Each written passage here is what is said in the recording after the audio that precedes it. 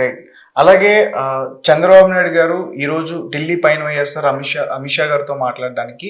And చాలా మంది కూడా ఏమంటున్నారంటే జగన్మోహన్ రెడ్డి గారు కూడా ఇదే టైంలో వెళ్తున్నారు రహస్యంగా భేటీ కావడానికి. ఈయనేమో నరేంద్ర మోదీ గారితో రహస్యంగా కలుస్తున్నారు. ఇక్కడ ప్రజా దర్బార్ కూడా క్యాన్సిల్ చేసుకుని ఇద్దరు ఒకేసారి వెళ్తున్నారు. దగ్గరలో అసెంబ్లీ సమావేశాలు కూడా ఉన్నాయి.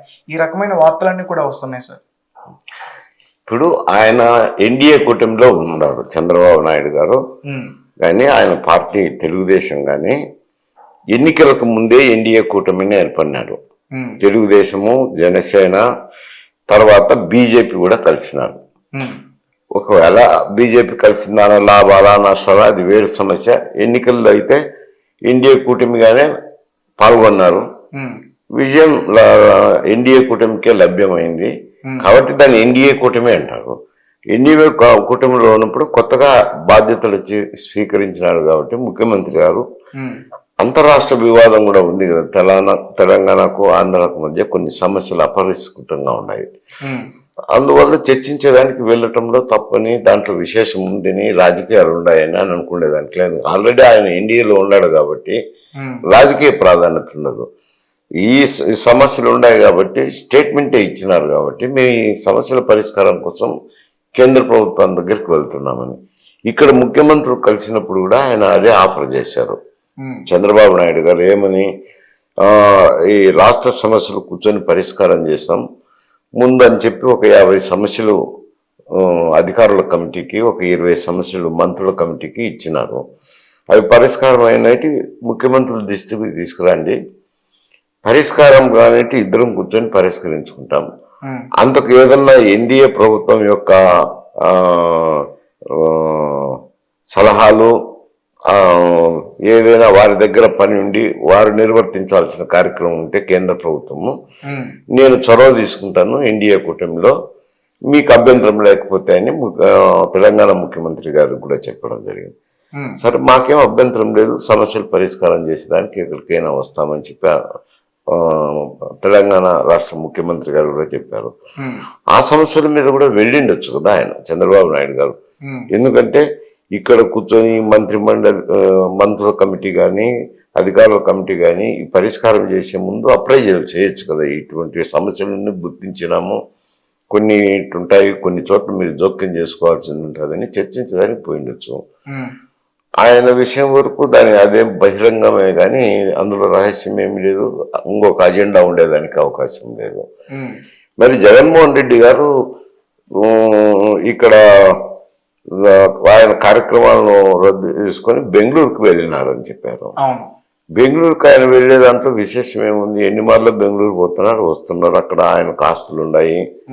తర్వాత ఇక్కడ వాళ్ళ తండ్రి గారు దానికి పోకముందు బెంగళూరులోనే నివాసం ఉండినారు.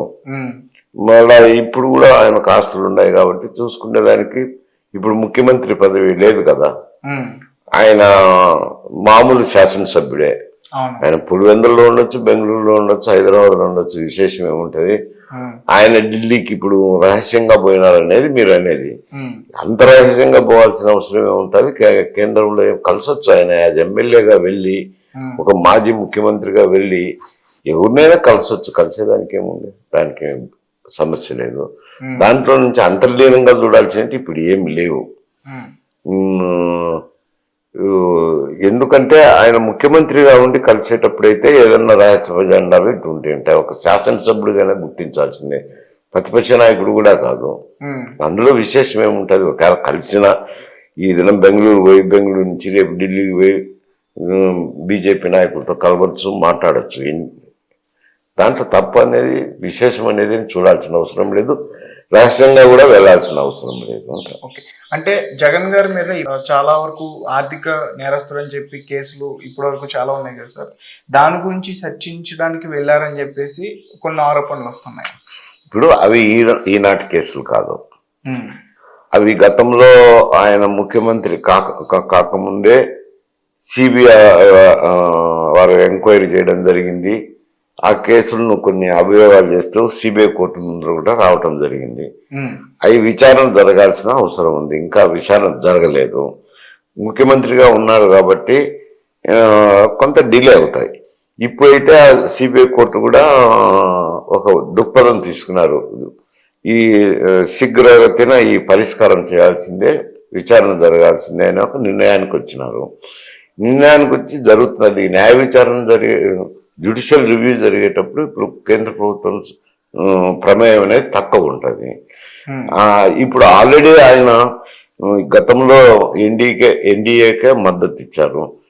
చాలా కాంట్రవర్షియల్ బిల్లులన్నీ వచ్చినప్పుడు కూడా 4-5 కాంట్రవర్షియల్ బిల్లులో కూడా ఎన్డీఏ ప్రభుత్వానికే మద్దతు ఇచ్చారు.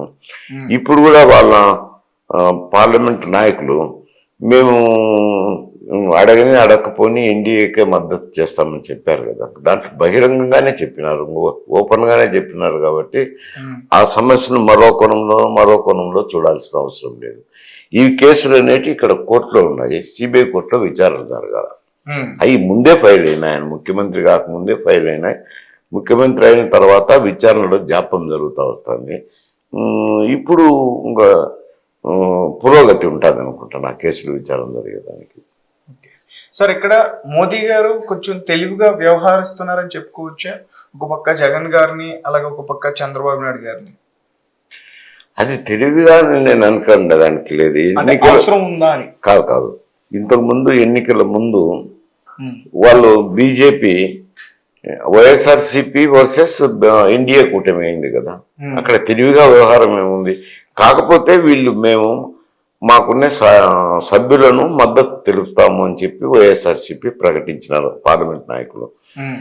ఇప్పుడైతే యాజ్ ఆన్ టుడే అయితే కొందరు రిటైర్ అయినారు కదా, 9 మంది 10 మంది అనుకుంటా బహుశా రిటైర్ అయినారు. కాబట్టి స్ట్రెంగ్త్ తగ్గింది, ఎన్డీఏ స్ట్రెంగ్త్.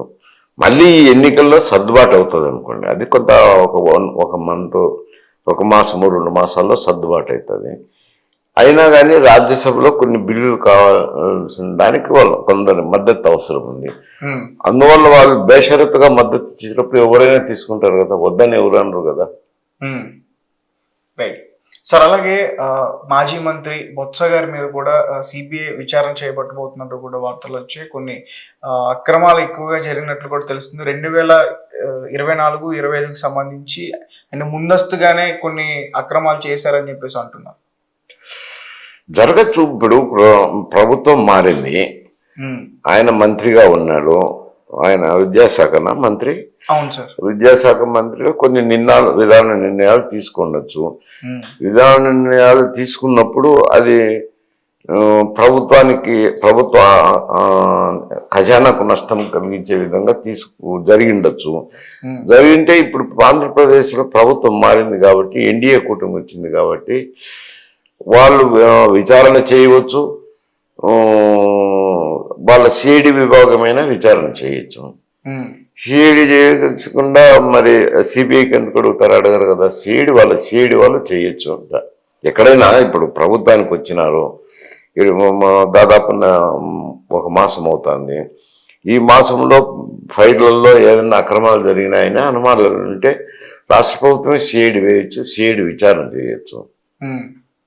ఓకే, అంటే ఇప్పటి వరకు కూడా బొత్స గారు బీజేపీకి మారిపోతున్నారు, ఆయన త్వరలో పార్టీ చేంజ్ అవబోతున్నారు అనే వార్త కూడా వచ్చింది. అంటే ఇలాంటి తరుణంలోనే అంటే ఈ విచారణ పేరుతో బొత్స గారిని భయపెట్టేస్తుంది అనుకోవచ్చా ఎన్డీఏ కూటమి? అట్లా ఎందుకు భయపెట్టచ్చు నేను అనుకోవాలా? ఎన్డీఏ కూటమి, ఎన్డీఏ ఇక్కడ ప్రభుత్వం ఉంది, కానీ బీజేపీ ప్రమేయం తక్కువ కదా, సీట్లు ఇచ్చింది తక్కువ ఇచ్చినారు, పేరైతే ఎన్డీఏనే. అక్కడ గత ప్రభుత్వంలో జరిగిన అక్రమాల గురించి సిఐడి ఎంక్వైరీ వేయటంలో పెద్ద బెదిరింపులు కానీ ఆస్కారం లేదు. వేయచ్చు, వేసి విచారణ జరిగినప్పుడు తర్వాత ఆయన గురించి ఆయన ఆలోచన చేసుకోవాల్సి ఉంటుంది. బీజేపీలోకి పోవడానికే ఆలోచన చేస్తున్నారు. ఈ సిఐడి విభాగానికి కేంద్ర ప్రభుత్వానికి సంబంధం లేదు కదా, అది ఆంధ్రప్రదేశ్ ప్రభుత్వానికి సంబంధించింది.